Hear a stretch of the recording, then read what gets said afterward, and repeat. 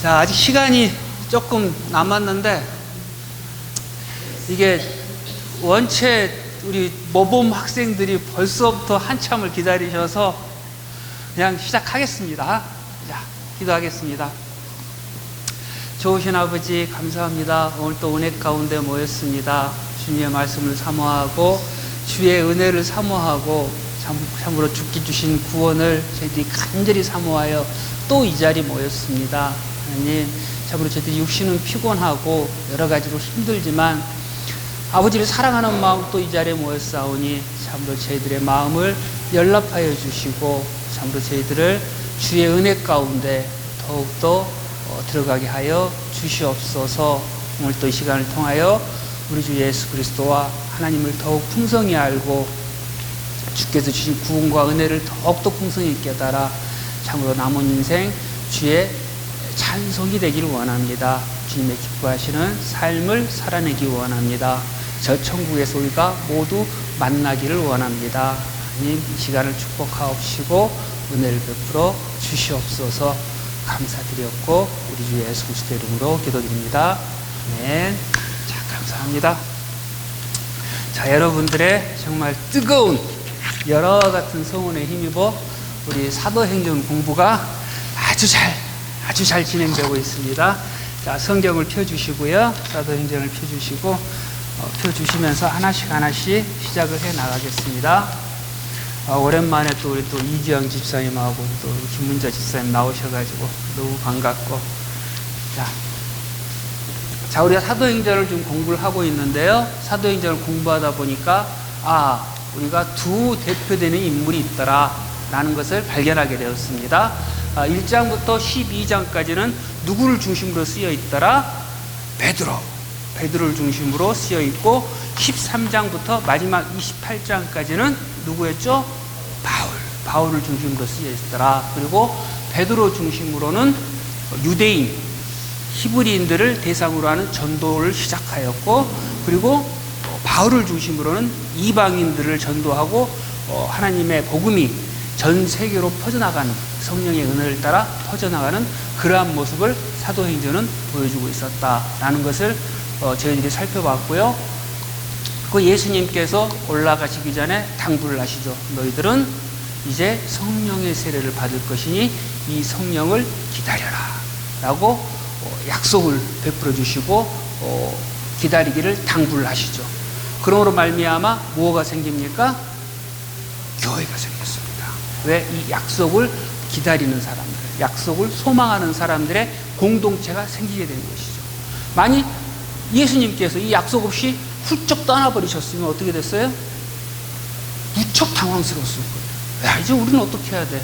야, 우리는 예수님의 은혜를 받았고 우리는 주의 복을 받았는데 우리는 어떻게 해야 돼? 이러지도 못하고 저러지도 못하고 가지도 못하고 각자 고향으로 뿔뿔이 흩어지고 되게 난감했을 거예요. 그러나 예수님께서는 성령을 기다려라 라는 말씀으로 제자들에게 약속을 해주시고 떠나셨기 때문에 제자들은 그 약속을 붙들고 교회라는 공동체를 세웠다. 이 교회라는 공동체는 보니까 예수님의 약속을 기다리는 자들이었고, 또 첫 절에 우리가 공부를 했었죠. 데오빌로 각하여 했던 게, 누가복음에서는 데오빌로 각하여 했던 게 사도행전으로 넘어와서 데오빌로요 라는 그런 표현을 통해서 교회의 중요한 건 세상의 지위나 세상의 위치나 세상에 가지고 재물이 아니라 교회는 예수 그리스도의 한 가족, 한 식구, 한 공동체라는 그러한 성격을 띠고 있다는 것을 1장 1절부터 표현을 해주기 시작을 하죠.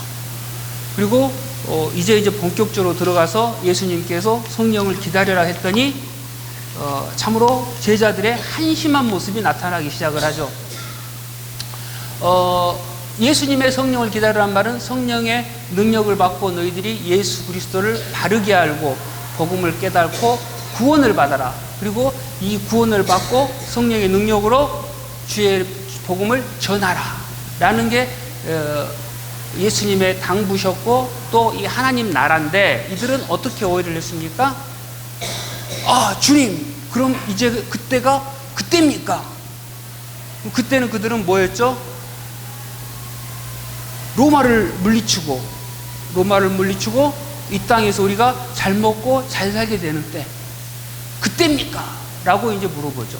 그리고 그러니까 그 3년 동안 예수님을 쫓아다녔고, 예수님이 돌아가시는 것도 봤고, 예수님이 돌아가실 때 나타났던 기적도 봤고, 그리고 예수님께서 다시 살아나셨고, 살아나실 때 무려 40일 동안 가르쳤단 말이에요. 그리고 이제 올라가시게 되면 마당인데도 여전히 그들은 깜깜했어요. 여전히. 왜? 성령을 못 받았어요. 성령을 못 받았어요. 그러니까 성령이 해주신 일은 예수 그리스도께서 어떠한 일을 하시고, 예수 그리스도가 어떠한 분이시고, 예수 그리스도 어떠한 우리의 구원자가 되신지를 깨닫게 해준 오직 성령이다. 성령을 못 받았기 때문에 이 사람들은 그렇게 모든 걸 다 봤는데도 여전히 깜깜해서, 그럼 그때가 그때입니까? 그리고 물어본다. 그리고 그 말하는 투는 지금 한국 그 성경에는 그냥 쓱 나왔지만, 사실은 그 표현을 보면 이게 당연하죠. 이게 맞죠. 우리가 그때 되면 우리는 이제 이기는 거죠. 라고 그들은 확신을 하면서 물어보는 거였어요. 확신을 하면서. 그리고 우리는 그들이 말하는 그때, 그리고 예수님께서는 그래서 뭐라고 이야기하십니까? 7절을 보면 가라사대 때와 기한은 아버지께서 자기의 권한에 두셨으니 너희의 알 바가 아니요 라고 말씀해 주시죠. 자기의 권한에 두셨고, 그때 돌아오는 때는 누구만 한다? 아버지만 한다. 아버지만 한다. 우리가 이제 이거를 이해를 하려면 사실은 유대인들의 결혼에 대해서 알 필요가 있어요. 유대인의 결혼의 풍습. 왜냐하면 그걸 알아야 예수님께서 이 말을 왜 하셨고 그들이 어떻게 받아들여지는지를 깨달을 수가 있거든요. 유대인은 결혼을 2번을 합니다. 그래서 결혼을 2번 하는 게 아니고 결혼식을 2번을 해요. 첫 번째 언제 하냐? 정혼이라고 해서 한 번 해요. 정혼. 약혼하고는 또 틀려요. 우리는 가령 약혼을 하다가 파혼할 수도 있죠. 하다가 무슨 뭐 사정이 생기면은 물읍시다. 하지 맙시다. 그 파혼이라고 그래요. 근데 유대인들은 이 정혼을 하게 되면 그 결혼한 걸로 간주를 해요. 그래서 헤어지게 되면 그건 이혼이에요. 파혼이 아니고. 이혼. 그러니까 남자하고 여자하고 정혼을 하는데 마리아하고 요셉하고 정혼을 했잖아요. 정혼을. 우리 생각할 때 정혼자니까 우리 생각 그 약혼의 개념으로 생각했는데 그런 의미가 아니고 결혼하고 똑같아요. 다만 뭐만 안 하느냐? 잠만 안 자요. 잠만 자질 않아요. 그러니까 처음에 정혼식을 할 때 어떻게 하냐면 신랑이 신부집을 찾아가요. 신부집을 찾아가고 자기 가족 중에 신뢰할 만한 높은 사람 같이 데리고 가요. 가가지고 그 전에 얘기는 다 돼 있겠죠. 그리고 이제 정혼식을 요청을 한다고. 그러면은 신랑 아버지가 고민하다가 신부를 불러서 괜찮냐? 네, 괜찮습니다. 그리고 다 이제 끝난 다음에 신랑 아버지하고 신랑이 데리고 간 그 가족하고 둘이 얘기를 해요. 무슨 얘기를 하냐면 정혼금, 사례금, 결혼 지참금 거기에 대해서 얘기를 해요. 그래서 그렇다고 해서 뭐 갑자기 뭐 신부가 뭐 신랑 쪽 돌을 왕창 뜯어내려는 뭐 또 그런 게 아니고 그 신부의 사랑 그리고 신부가 그 가족에 봉사를 했었기 때문에 그 신부가 빠져나감으로 생긴 손해 이런 것들을 지참금으로 지급을 하는 게 풍습이 되어 있어요. 야곱이 라헬을 위해서 7년을 일했잖아요. 라반에게. 결혼 지참금이에요. 그게 자기 몸으로 때운 거예요. 7년 레아를 위해 7년, 라헬을 위해 7년. 그리고 다윗이 결혼할 때 미가라고 사울의 딸 미가라고 결혼할 때 사울이 뭐라고 그럽니까? 사무엘상을 보면 야, 너 내 딸하고 결혼하려면 그때부터 이미 사울은 다윗을 죽이고자 하는 마음이 있었죠. 싫어했죠. 그러니까 너는 블레셋 사람 100명의 표피를 가져와.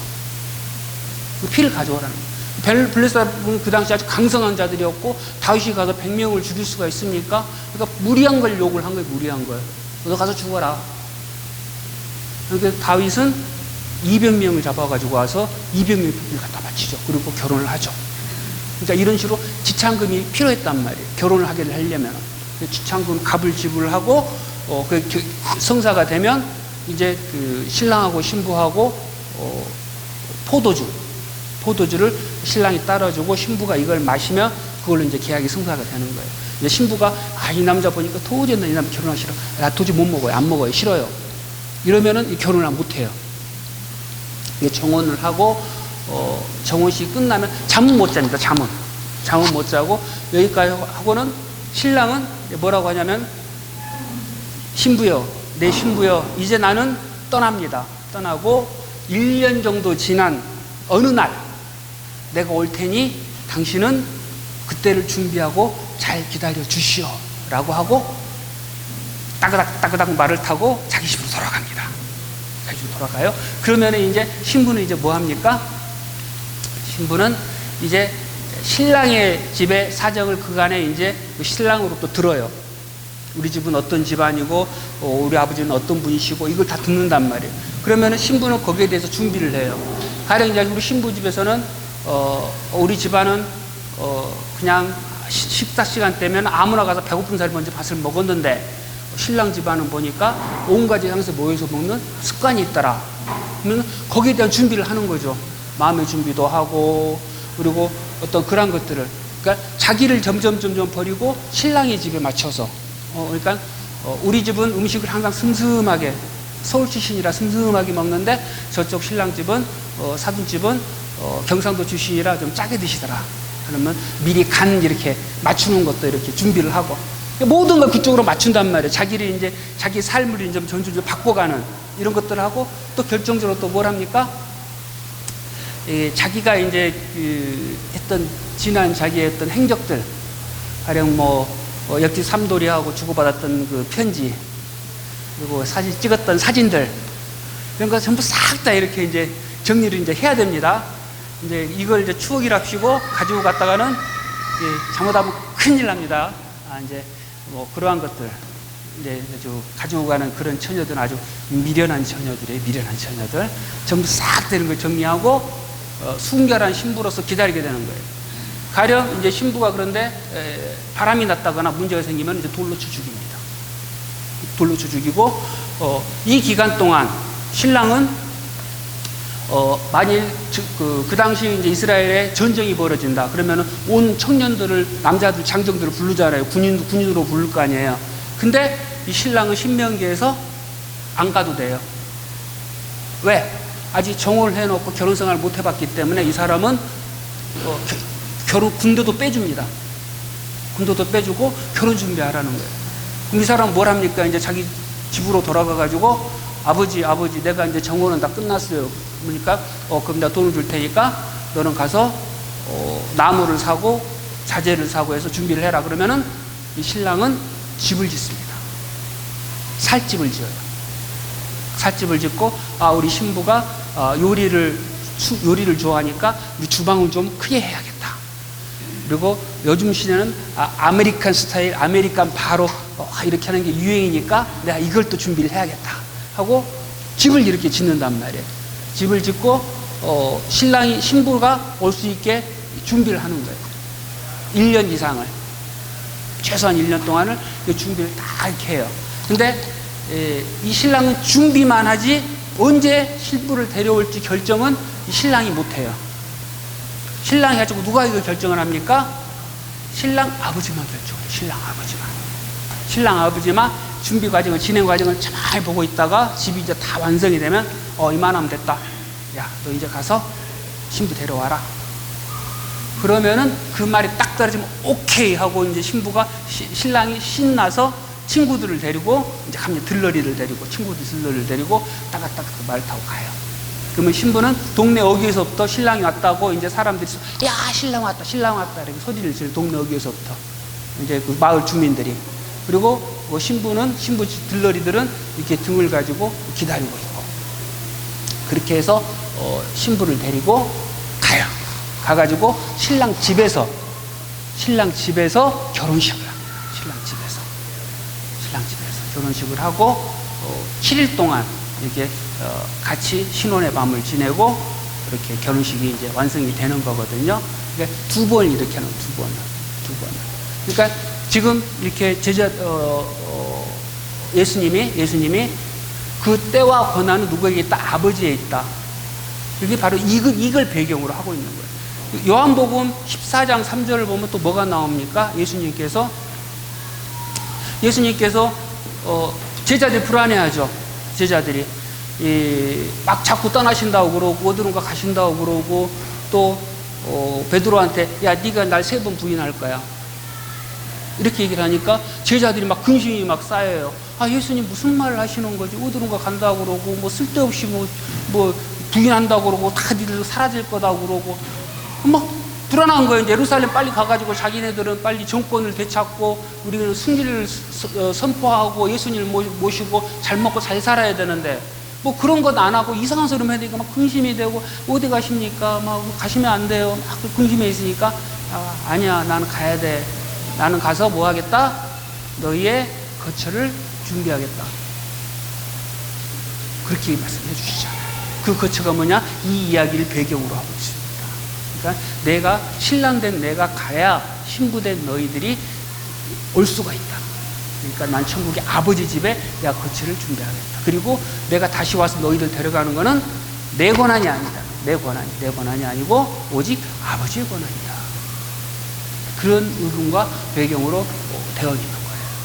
그러니까 그 당시, 그러니까 이걸 전부 구원과 연결시켜 볼 수가 있죠. 구원과. 왜냐하면은 신부에게 돈을 주었듯이 예수님께서는 어떻게 하셨습니까? 이 땅에 내려오셔서 신부되는 우리들을 위해서 찾아오셔가지고 포도주로 새 언약을 맺으시고, 그렇죠? 자기의 피로 값을 치르시고 신부된 우리들에게, 신부된 교회에게 이제 너희들은 나를 기다려 하고 이제 가셨잖아요. 그럼 우리들은 예수님의 신부로서 정교를 유지하고 하나님 나라 우리가 언제 어떻게 가면 하나님 나라의 사람으로서 점점 우리 모습을 변화시키고 우리의 잘못된 것들, 우리의 안 좋았던 것들 이런 것들 이제 갖다 버리고 우리 기다리는 이런 과정 가운데 있단 말이에요. 그렇죠? 그러니까 제가 처음에도 한번 얼핏 얘기를 했었죠. 성경은 어떻게 보면 결혼의 얘기다. 결혼의 얘기.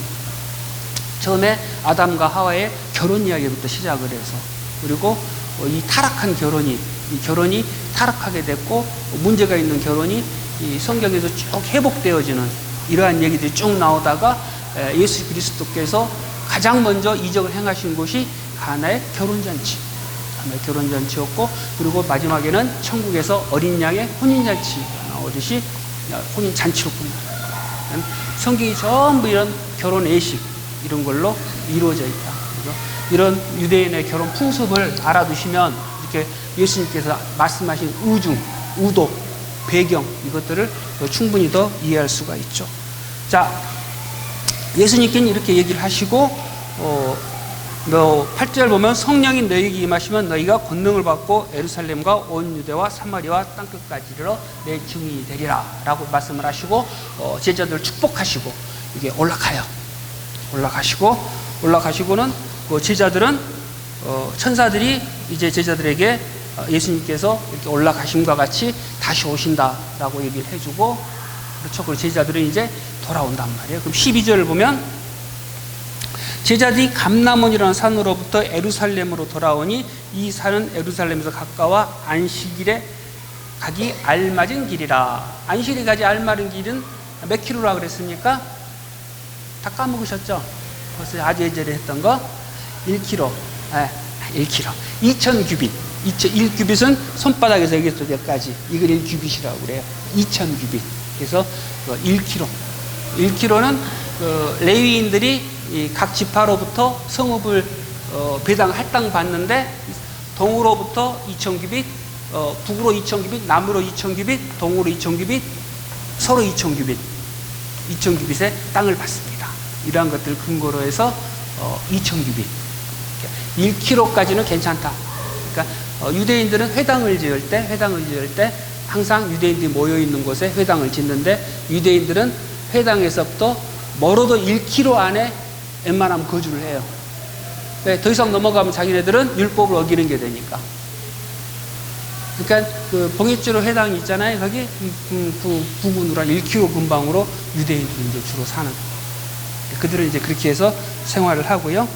자, 13절 우리 정숙 집사님 성경책 빼놓으셨어요? 한번 읽어봐 주시겠습니까?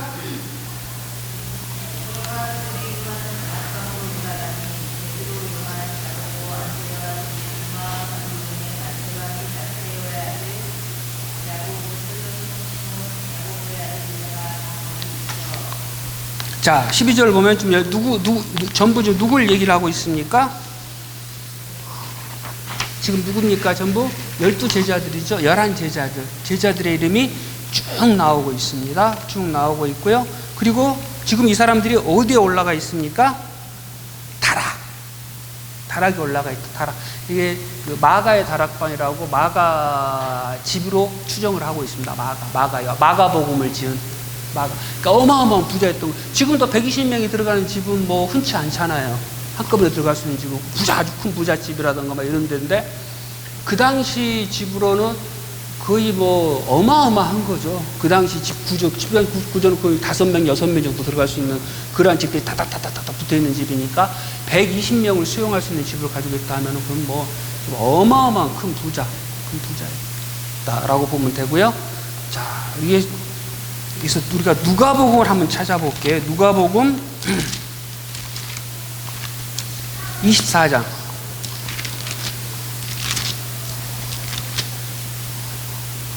(53절)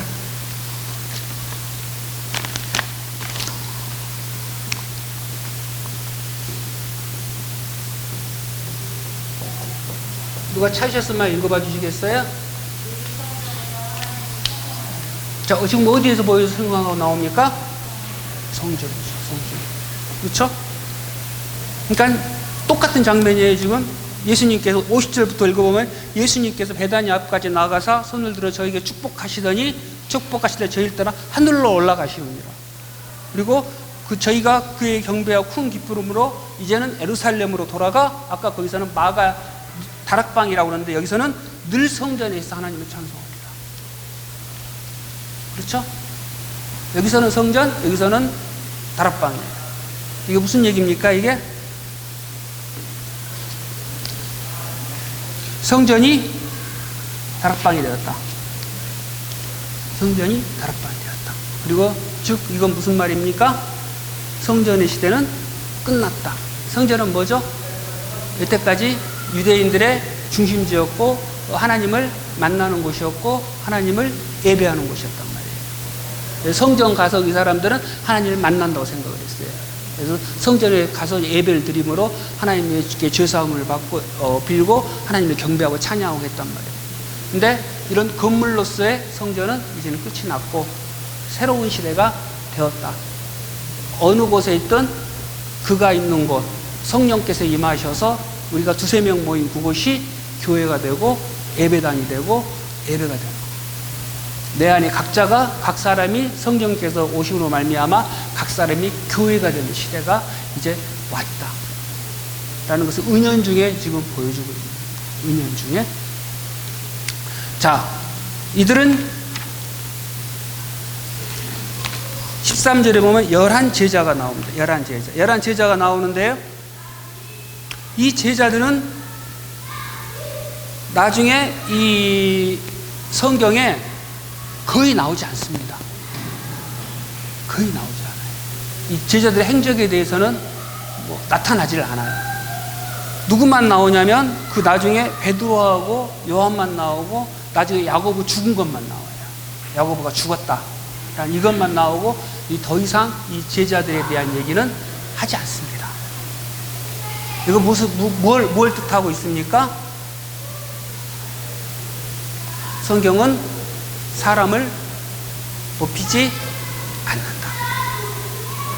그러니까 이 사도행전은 어떤 제자들이 이 성령의 시대에 성령 받고 권능을 행하고 어떤 기적을 행하고 어떠한 일을 행했다라는 것을 보여주고자 하는 게 아니에요.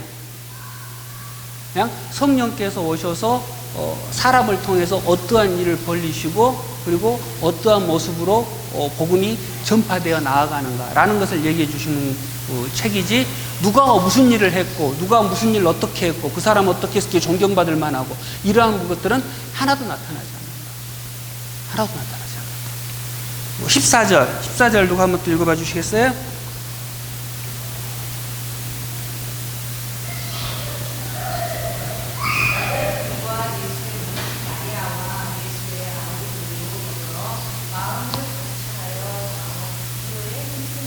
자, 14절 누가 나옵니까? 예수님을 따르던 여자분들. 막달라 마리아부터 해가지고 뭐 그런 분들 있죠. 그리고 또 특히 누가 나옵니까? 마리아하고 예수님의 아우들이 나오죠. 그러니까 14절 14절이 뭘 얘기를 해주고 있냐면 그 당시 교회를 이루는 교회 공동체의 구성원들을 얘기를 보여주고 있어요. 지금 마가의 다락방에 몇 명이 모였어요? 120명이 모였잖아요. 지금 120명이 모인 사람들이 어떠한 구성원으로 되어 있는가. 자, 여러분들 생각하시기에 그럼 여기에서 누가 가장 주목을 받고 있을까요? 여기에 나온 이 인물들 중에서 누가 가장 주목을 받고 누가 가장 영광을 받고 누가 가장 말의 권위가 있을까요? 누구의 말이? 한번 인물들을 찬찬히 한번 봐보세요. 한번. 처음에는 베드로가 나오고, 그렇죠? 베드로가 나오고 11 제자가 나옵니다. 그리고 예수의 모친 마리아와 예수의 아우들이 나옵니다. 사실은 여기서 가장 주목받고 가장 파워가 세고 가장 권위 있는 사람은 마리아. 예수 어머니잖아요. 메시아의 어머니잖아요. 메시아 어머니. 얼마나 파워가 있겠어요. 그냥 스스로 막 하지도 않고 가만히 있어도 사람들이 성령으로 우리 메시아를 낳으신 분 얼마나 대단해요. 성령으로 메시아를 낳으신 분. 저분 말씀이라면, 저분이 한마디 한마디 말씀이라면 예수님과 얼마나 많은 교제를 하셨겠어. 저분의 한마디라면 예수님 말씀과 똑같은 거 아니겠는가. 여분은 죄도 없으실 것 같아요. 그래서 지금 가톨릭에서는 아직도 마리아를 이렇게 높이잖아요. 그들의 근거는 뭡니까? 그들의 이제 주로 이제 하는 얘기는 예수 어머니인데 우리가 이렇게 같은 죄인이 예수님한테 직접 만나기 사실 좀 민망하잖아. 우리 같은 게 감히, 그리고 내가 이렇게 예수님한테 빈 것보다 예수님 어머니가 이렇게 한마디 해주면 예수님이 말 더 잘 들어줄 거 아닌가. 그래서 나는 근거죠. 그래서 마리아한테 빌잖아요. 성모 마리아여 하고 빌어달라고. 근데 지금 성경은 이들어 예수님 어머니 마리아에 대해서 나오느냐, 행적이 나오느냐, 하나도 안 나와. 이걸로 끝이에요. 이걸로. 수도 끝. 뭘 말하고 있습니까? 성경은 사람을 높이지 않는다. 그걸 얘기해 주는 거예요. 아무리 예수님 어머님이지만 그냥 교회 공동체의 한 분으로서 함께 뭐 한다? 기도할 뿐이에요. 기도할 뿐이고 공동체에 어떤 맞서 주장하거나 하지를 않는다. 그리고 해서는 안 된다. 오직 교회는, 오직 성경은 예수 그리스도만 영광받는 것이고 예수 그리스도의 말씀만 통치받는 것이다. 사람의 생각과 사람의 마음과 사람의 어떤 환경, 지위, 이거는 드러나서는 안 된다. 사실 어마어마하잖아요. 지금도 이단들은 어떻습니까? 이단들은 지금 문선명 씨 지금 돌아가셨지만, 그러니까 그 부인이 나와가지고 이제 막 통치하고, 거기에 또 자녀들이 이렇게 하고, 전부 자기네들끼리 다 이렇게 하는 거죠. 그러나 성경은 그렇게 절대로 얘기를 하지 않아요. 성경은 사람을 절대 높이지 않습니다. 심지어 있잖아요. 심지어 이 12제다가 전부 이렇게 나타나질 않고, 나중에 이제 사도를 하는 선출을 해요. 나중에 사도를 좀 있다가 사도를 마띠아라는 사도를 선출을 하거든요. 그래서 어떤 분들은 이렇게 얘기를 하세요. 사도는 나중에 바울이 있지 않냐? 바울이 하나님께 예배했던 사도 바울이 있고 가룟 유다 대신 바울을 예수님 하나님께서 선정을 하셨는데, 사람들의 생각으로 마띠아를 선출해서 그 뒤에 마띠아가 성태에 나타나질 않거든요. 마띠아가 어떤 사람인지, 그리고 어떠한 일을 했는지, 후에 어떠한 모습을 보여주는지 봐라, 아무 일 안 하지 않느냐. 그런 거 보면 마띠아의 선출은 하나님의 뜻이 아니었다. 뜻이 아니었고 사도 바울인데 인간의 생각으로 마띠아를 세웠다라고 얘기를 하시는 분들이 계세요. 그러나 그게 아니고 사실은 사도 바울 베드로가 성령이 충만한 가운데 사도를 세운 거예요. 성경에 의해서. 왜? 열두 제자라는 상징성 때문에. 열두 제자는 누굴 의미라고 해서 누굴 이어받고 있습니까? 이스라엘의 열두 지파. 그렇기 때문에 이 열두 사도가 있어야 돼요. 그래서 열두 사도를 책정을 한 거죠. 그 과정을 제가 좀 나중에 좀 더 얘기해 드릴 거예요. 계속 해드릴 건데, 일단은 이런 식으로 보면 알겠지만 성경은 절대, 다시 한번 말씀드리지만, 사람을 높이지 않아요. 사람을 높이지 않고 사람을 따르죠. 사람을 따르죠.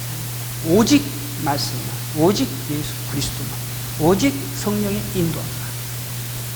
그게 하나님의 은혜예요. 그게 하나님. 그래서 그렇게 따르는 자만이 오늘 우리 목사님 설교하시는 대로 그냥 내가 어떤 하나님의 은혜로 어떤 공로를 행하였다 할지라도 나는 무익한 종입니다 라는 고백이 나오게 되는 거예요. 근데 사람을 높이게 되면 문제가 나오게 되죠. 나중에 이제 그런 문제들이 교회에 이제 또 나타나기 시작을 합니다. 자, 그리고 다들 모여있는 가운데 15절 보면은요, 무리의 수가 120명이라고 나옵니다. 120명이 나와 있습니다. 자, 그럼 예수님을 만나고 본 사람이 몇 명이었습니까? 예수님을 만나고 본 사람이 오늘 저 말씀 성경 본문에 살짝 위에 살짝 나왔었는데, 고린도전서를 보면 500명. 찾아볼까요? 고린도전서 15장 6절.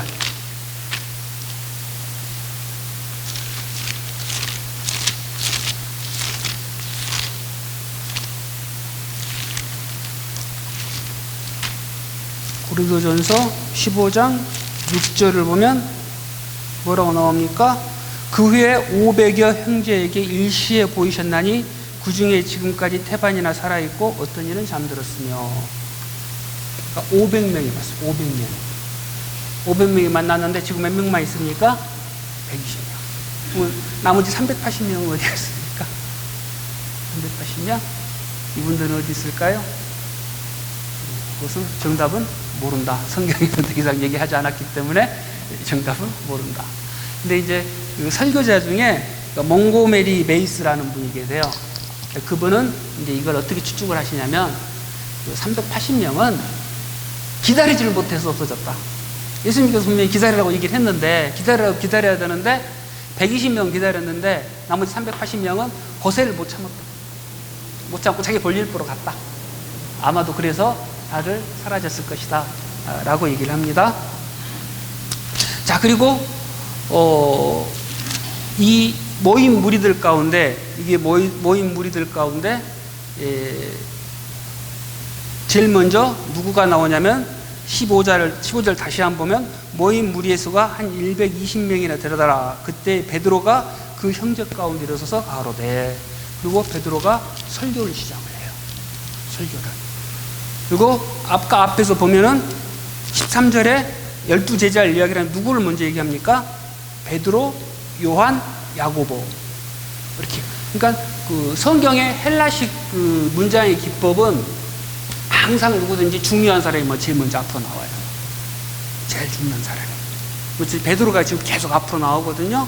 그러면은 예수님이 떠나고 난 뒤에 지금 리더로 누가 지금 책정이 되어 있다?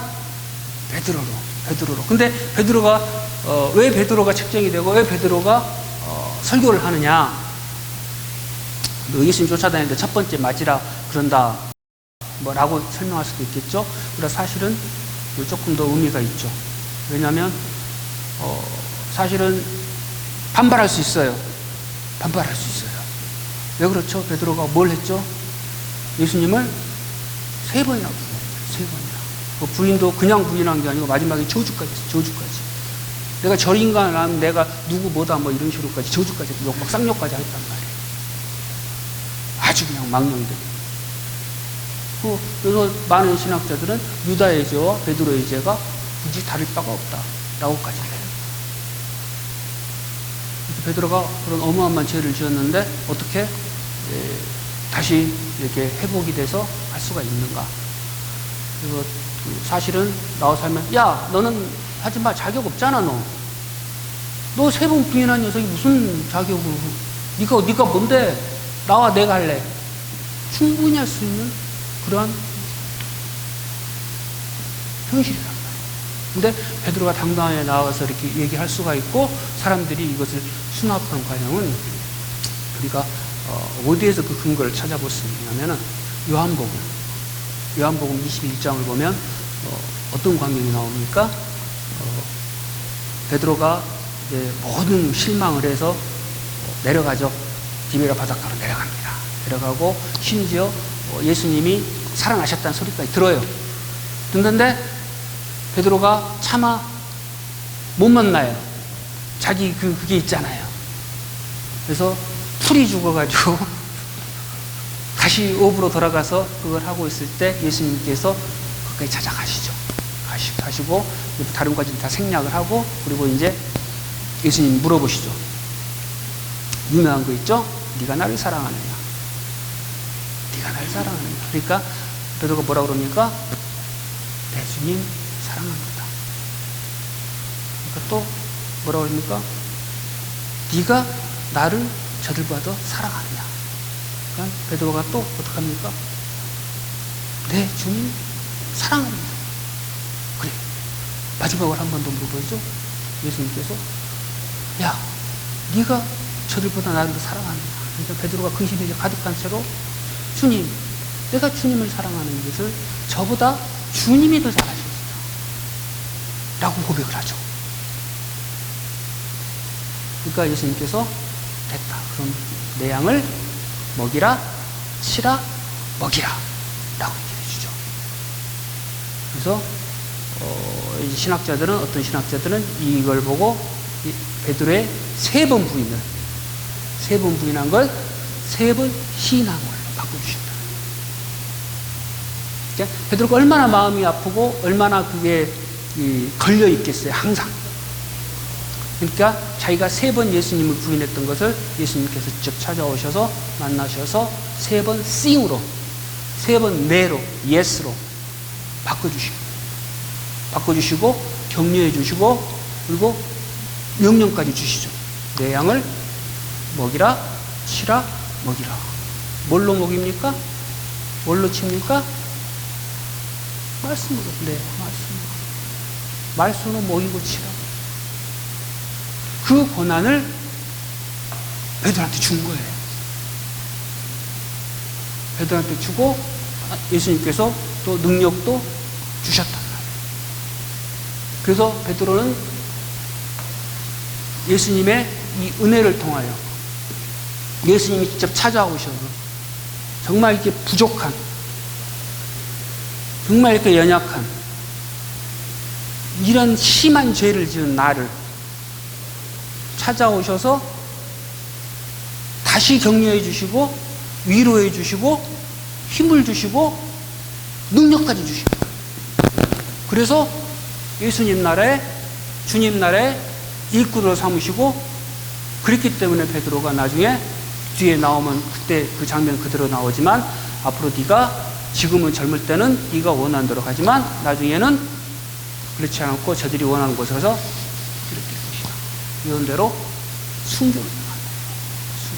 순교를 당하기까지 충성하기까지 베드로가 표현하게 된 데는 예수님의 그런 사랑, 끝까지 붙잡아 주시는 사랑. 그러니까 우리가 삶을 살고 하다 보면 실패할 경우가 많아요. 그리고 너무 부끄러운 경우들이 사실은 많아요. 그럴 때 사단은 우리를 자꾸 우리의 죄를 막 크게 보게 만듭니다. 너 같은 게, 너 이런 죄 지었는데, 너 이런 죄 가운데, 너 이런 잘못했는데, 너 같은 게 뭘 해? 막 가로막게 만듭니다.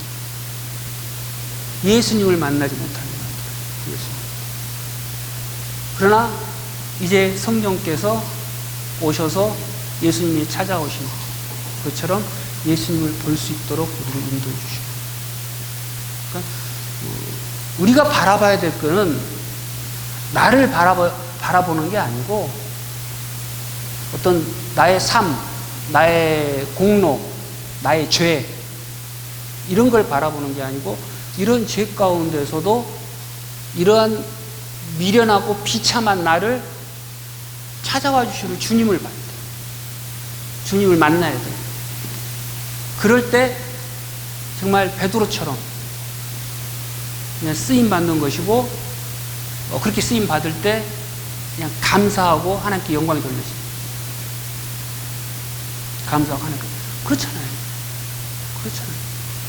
그러니까 내가 가장 약하고 내가 가장 부족하고 내가 정말 할 수 없고 난 정말 차마 내가 우리 주님이 살아 돌아오셨다는 말 들어도 만날 수도 없는 이 비참함에 있는 베드로, 이 비참함에 있는 나, 내가 주의 은혜를 받았다고 해놓고도 여전히 죄를 지었고 또 이러한 예전에 지었던 그 죄, 차마 쳐다보면 누구 알까 무서운 이 죄에 있던 나를 주님께서 부르셔서 이렇게 구원하여 주시고 또 이런 나를 사역까지 하신다는 게 그냥 감사할 뿐이죠.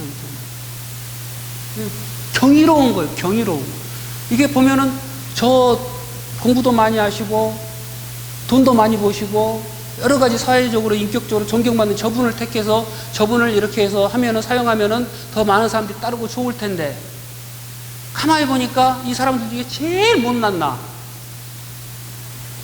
이 여기 있는 중에 제일 못나고 도저히 안 되는 나를 억지로 택해서 하나님께서 그걸 사용을 하신단 말이에요. 그래서 하나님께서는 영광을 받으시는 거예요. 그게 바로 내가 가장 약할 때, 가장 약할 때 나의 강함이 되어주시는 우리 주님이십니다. 그러니까 내가 약할 때 내가 기도한다 해도 주께서 날 강하게 해주시진 않아요. 근데 내가 약함을 고백하고 나의 부족함을 드러냈을 때 주님께서 나와 동행하셔서 가장 강함이 되는 주님께서 날 도와주셔서 그 주님이 나의 강함이 되어주시는 거예요. 내가 강해지는 게 아니에요. 그래서 우리는 내가 힘들고 고통받고 어렵고 할 때마다 우리 주님을 바라보고 주님의 은혜를 생각을 해야 돼요. 그래서 베드로는 지금 이와 같이 자기가 설교권을 가지고 강하게 이제 설교를 하게 되고 이 설교를 통해서 3,000명이 구원받고 회개하고 이러한 역사들이 이제 막 벌어지게 됩니다. 거기에 대한 얘기들이 이제 사도행전의 이야기입니다. 이게 성경을 좀 더 자세히 이렇게 보면서 이렇게 보면 참 재밌어요. 참 재밌고, 이게 이런 부분이고, 여기서는 이렇게 했긴 이렇게 했겠지만, 사실 이게 이러한 더 깊은 내막들이 담겨져 있구나. 라는 것들을 깨닫게 되죠. 깨달을 때마다 또 기쁘고 즐겁죠. 성경이 재밌어요. 참 재밌는 책이거든요. 재밌는 책. 이게 이렇게 이해를 하면서 보면 참 재밌어요. 이게, 근데 이해가 안 되면 이 성경책은 도저히 졸리고 잠이 안 올 때 쓰는 수면제밖에 쓸 수가 없죠. 이게 참 참자는. 그러나 이게 점점 이런 식으로 이렇게 이해를 하면서 보기 시작을 하면 이게 이제 참 재밌습니다. 자, 질문 있으십니까? 자, 없으시면 자, 기도하고 마치겠습니다. 은혜로우신 하나님 감사합니다. 오늘도 귀한 말씀을 나눴습니다.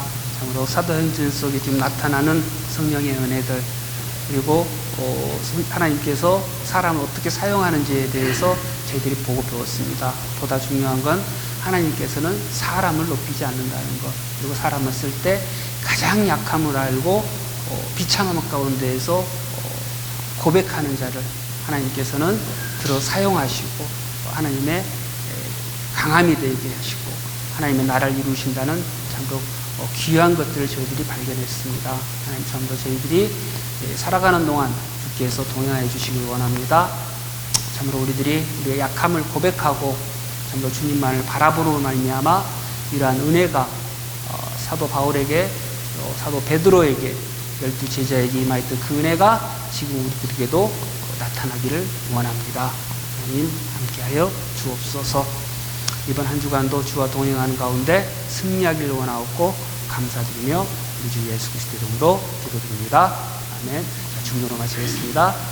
하늘에 계신 우리 아버지여, 이름이 거룩히 여김을 받으시오며 나라의 임하옵시며 뜻이 하늘에서 이룬 것 같이 땅에서도 이루어집니다.